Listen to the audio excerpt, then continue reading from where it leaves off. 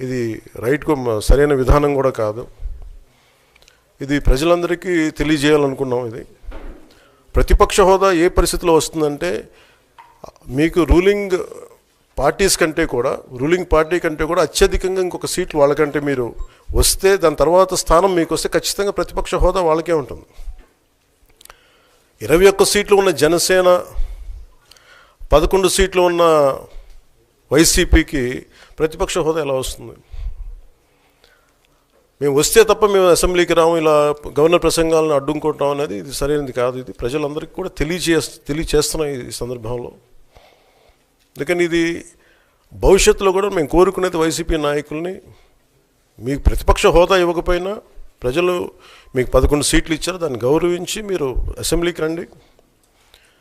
మీ స్థాయికి తగ్గట్టుగా మీకు మీకు ఎన్ని ప్రశ్నలు అడగాలో దాన్ని తగ్గట్టుగా ఇస్తారు మీకు. ఇవన్నీ దాటి మన స్పీకర్ గారు కూడా చాలా గౌరవంగా, వాళ్ళు 11 సీట్లు వచ్చినప్పటికీ కూడా చాలా గౌరవంతో ఇంతకాలం వాళ్ళకి ఇస్తూ వచ్చారు.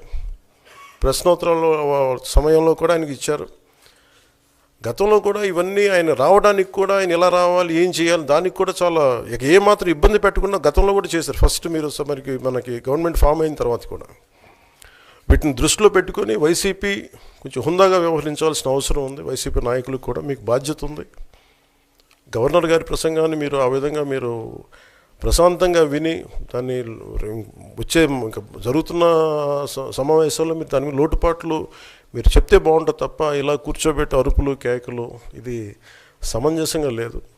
అంటే అర్ధాంతరంగా ప్రతిదానికి అసెంబ్లీలోకి రాగానే గొడవ పెట్టుకోవాలి, దేన్నైనా విభేదించాలనేది ఇది చాలా లో లెవెల్ ఆలోచన విధానం, లో లెవెల్ స్ట్రాటజీ. అది ప్లీజ్ మీరు అప్గ్రేడ్ అవ్వండి, మీరు అప్లిఫ్ట్ చేసుకొని మీరు కూర్చోబెట్టి డెమోక్రటిక్ ప్రాసెస్కి గౌరవం ఇవ్వండి.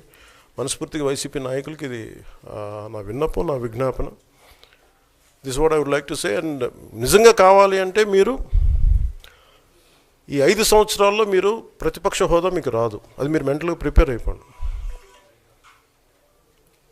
11 సీట్లతోటి మీకు ప్రతిపక్ష హోదా ఇవ్వబడదు, రాదు. ఎందుకంటే ఇట్ ఈస్ చంద్రబాబు గారు, గౌరవ ముఖ్యమంత్రి చంద్రబాబు గారు డిసైడ్ చేసేది కాదు, జనసేన డిసైడ్ చేసేది కాదు.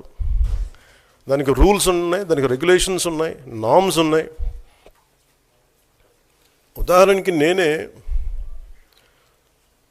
మన కేంద్ర ప్రభుత్వం ఫార్మేషన్కి మేము వెళ్ళినప్పుడు పార్లమెంటరీ లీడర్ని మనం కూర్చున్నప్పుడు, ఎన్డీఏ పక్ష నాయకుడు ఎన్నుకోవాలనుకున్నప్పుడు నేను నాయకుల స్థాయిలో నేను కూర్చున్నాను. అదే నేను ఇక్కడ మంత్రిగా ప్రమాణ స్వీకారం చేసేటప్పటికి నన్ను ప్రధానమంత్రి గారి పక్కన నన్ను కూర్చోబెట్టలా. నేను డిప్యూటీ సీఎం అయినప్పటికీ కూడా అది మంత్రి హోదానే కాబట్టి తిరిగి నన్ను మంత్రులందరూ పక్కనే కూర్చోబెట్టారు తప్ప ప్రత్యేకంగా నన్ను అక్కడ కూర్చోబెట్టలేదు. They are very specific rules and regulations నడుస్తాయి. ఉదాహరణకి పొద్దున కూడా స్పీకర్ గారు ఎదురొస్తే, నేను అసెంబ్లీలోకి అడుగు పెడతా ఉంటే స్పీకర్ గారు ఎదురొచ్చారు. మనకి వచ్చి ఆయన కూడా ఆయనతో పాటు రండి అని వెళ్తుంటే ముందుకు తీసుకెళ్తుంటే నాకు అనిపించింది, సార్ ఇది డిప్యూటీ సీఎంకి ప్రోటోకాల్ ఉండదు, ఓన్లీ ముఖ్యమంత్రి గారు, స్పీకర్, మనకు కౌన్సిల్లో ఉండే చైర్మన్ ఆయనే మీరు చేయాల్సింది తప్ప ఇది మేము ఉండేది కాదని చెప్పి నేనే వెళ్ళిపోయాను. ఎందుకంటే మేమే ప్రోటోకాల్స్ బ్రేక్ ఎందుకు చేయమంటే మాకు లేని ప్రోటోకాల్ మేము అడగం. అలాగే వైసీపీ నాయకత్వం కూడా గుర్తించాల్సింది, ఇది మీకు హోదా ఇవ్వబడదు. ఇది చంద్రబాబు గారు ఆప్ చేస్తేనే కాదు, ఇది ఎవరు ఆప్ చేసింది కాదు, మీకు ప్రజలు మీకు ఇవ్వలేదు. మీకు అది మీరు దృష్టిలో పెట్టుకొని మీరు ప్రవర్తించాల్సింది మనస్ఫూర్తిగా నేను వారిని కోరుకున్నాను. అంతేగాని వారిని ఎక్కడ అవమానం పరచాలని కానీ వారిని తగ్గించాలని కానీ లేదు.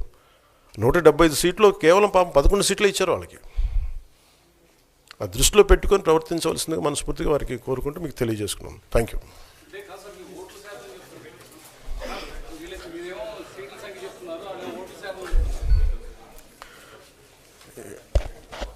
ఫస్ట్ అప్పుడు ఏం చేయాలంటే సార్,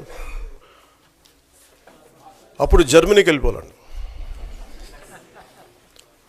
ఇప్పుడు జర్మనీలో ఏంటంటేనండి, నేను జర్మనీ రిజల్ట్స్ కూడా ఏదో వచ్చినాయి చూస్తా ఉన్నాను ఎలక్షన్స్లో. 25% వచ్చిన హైయెస్ట్ పర్సంటేజ్ ఆఫ్ వచ్చిన ఓటుకి ఇన్ని ఎంపీస్, ఇంత అసెంబ్లీ స్థానాలు ఉంటాయి వాళ్ళకి.